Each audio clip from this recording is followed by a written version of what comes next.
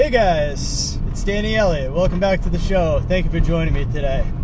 So, last night in Wisconsin, the liberal smoked the conservative 55 to 45. Trump did win Wisconsin 50 to 49. So, this is not a pendulum swinging to the right, and now the conservatives have to come back to reality. I don't really care about it anymore. I think I'm at the point where I know that I don't fit in this place.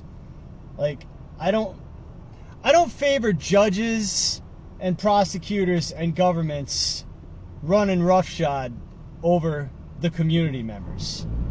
We've seen this in New England with the Karen Reed murder trial up in Norfolk County, where the corrupt masshole police officers, Norfolk County prosecutors, Massachusetts State Police, and this corrupt judge are running roughshod over the community.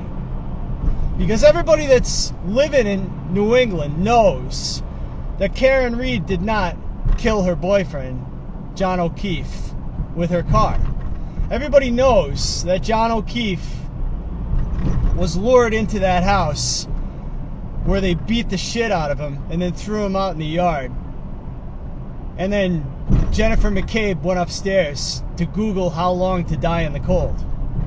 But it doesn't matter, because the corrupt cops, the corrupt prosecutors, and the corrupt judges in the Commonwealth of Massachusetts are going to try to pin it on this girl. And that's the way it is across the country now. It's not we the people. It's we the officials. It's we the judges. It's we the government. That's how the United States works now. And I'm kind of sick of it. But yeah, I'm ready to leave. I'm ready to get out of here. This real estate market is so overheated, and absolutely nothing is going on out here. These sellers are just trying to take somebody's head off with these prices that are based on 3% interest rates. And we don't have 3% interest rates anymore, but they just don't care.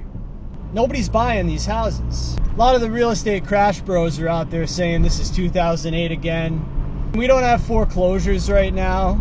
All the foreclosures are being covered up, sold out the back door while no one's looking. We want to keep things going, keep these price levels high. It's all about keeping the price high right now, as high as possible. And you got to keep spending.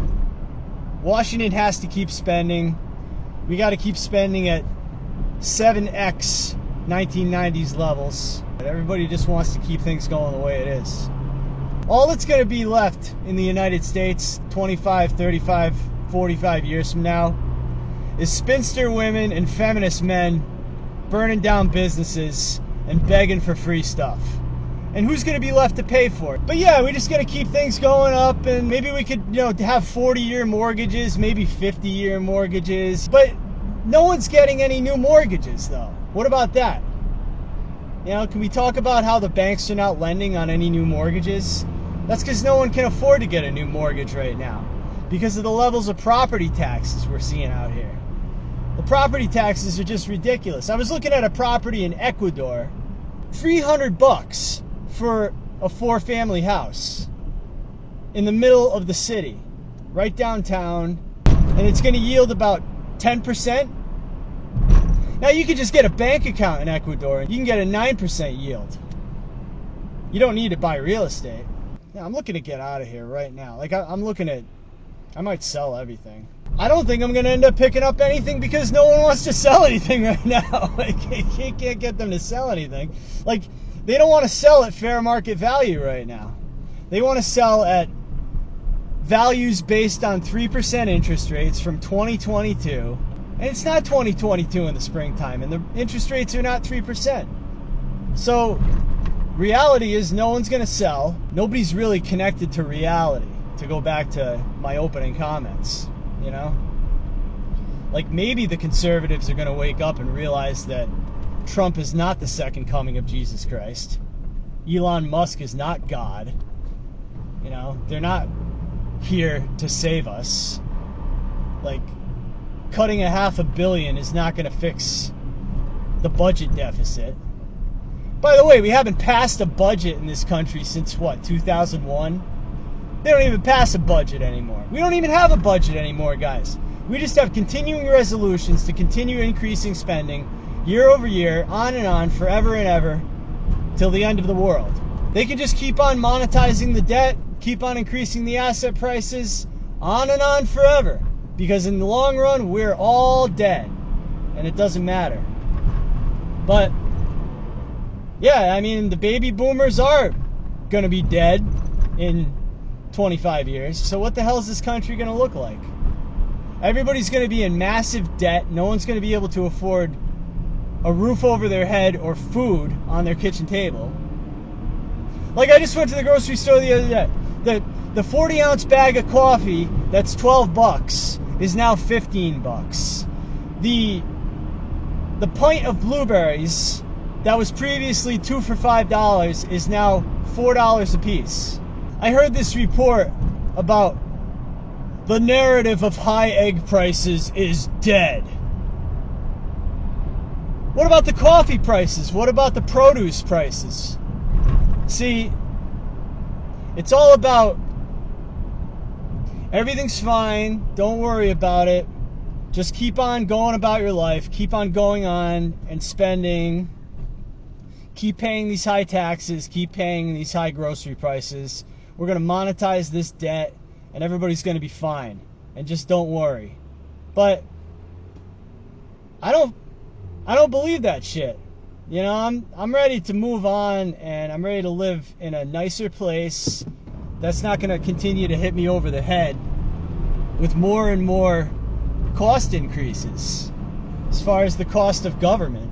Property tax $300 on this deal. I'm thinking, why not? All I got to do is put 45 grand in a bank account and I get a residence permit. Or I could buy 45 grand worth of real estate. Then I got a residence permit there. Then I can go travel part-time to other places, invest in cash flowing deals, and keep those deals, and keep making money off those deals. You know, instead of the United States where nothing cash flows right now, except if you're buying property in Cleveland or Rochester, New York. Well, people are going to need affordability, so they're going to move to Cleveland. Like, really? I mean, they should be moving to Panama City, Florida. What are you going to do in Cleveland? Once the Cleveland Clinic closes, that's the end of the city. You know, you're going to be able to pick up houses for $2,000. In order to have cash flowing real estate rentals, you need people. I don't know, we'll see what happens, guys, but, you know, just another indicator, you know, that election in Wisconsin. You know, things are not swinging in a direction. Conservative or more traditional, or, you know, people are coming back to church like we talked about in the last video. You know, these are just empty headlines with no facts to back them up. And, you know, hopefully last night was a wake-up call for some of you out there. But, I don't know, long term, I'm looking at worldwide. I'm not looking at the U.S. But you guys let me know what you think about that in the comment section. I might be going to Ecuador. Who knows? Looks pretty good.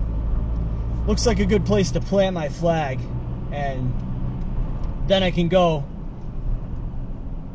live part-time in other places and invest in more real estate and maybe experience some culture that we don't really have here anymore in America.